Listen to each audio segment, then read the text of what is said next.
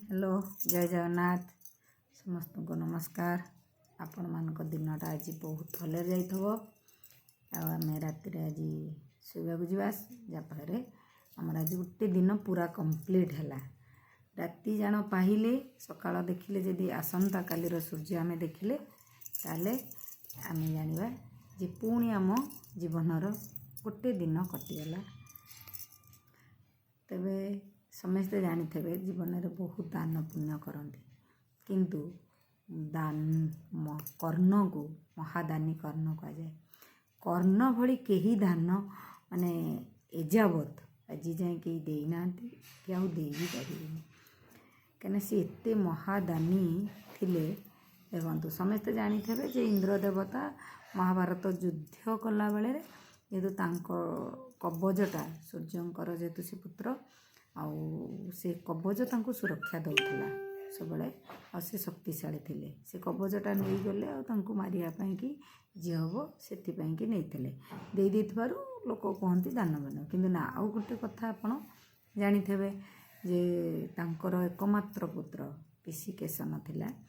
सी एते दान पुण्य जो करती समस्त क्या फेरती जे महादानी कर्णरे नाम समस्ते जानी ना गोटे चारिआडे प्रचार हो जाता जो कि देवता मानक चिन्हले जे सत्य कौन दानी कर्ण तेणु भगवान नारायण तांको परीक्षा करने आसते जे प्रकृत से केते दूर दानवीर से सी घर द्वार मध्य जो पहुँचते भोजन मागिले ये जिते हाँ जहाँ विप्रवर अतिथि आसती देवता सम्मान करी तेणु अतिथि को सत्कार करने गोटे धर्म भाविकिना भोजन पाई कहते सी कहते मोर जहाँ भोजन पाई दरकार तुम्हें जदि ता दे पार तेबे मु खाइबी।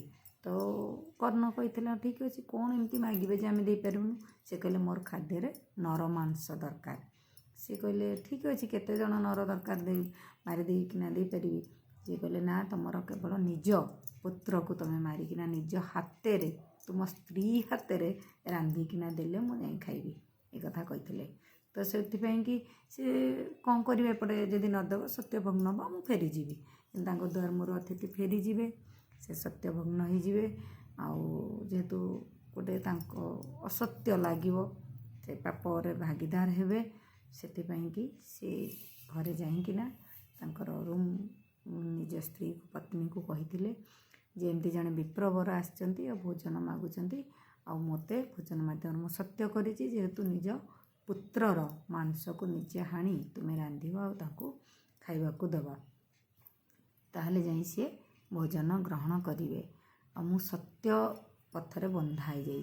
तो ये कौन करवा जेहेतु से जड़े सती स्त्री थिले निज स्वामी पथगामी तो सी से कहते ठीक अच्छे सत्य भग्न करवा ना तेज निज पुओ को आम मारिकिना दबा किंतु निज पुओटा को केमती मारिदेवे से चिंतार थिले।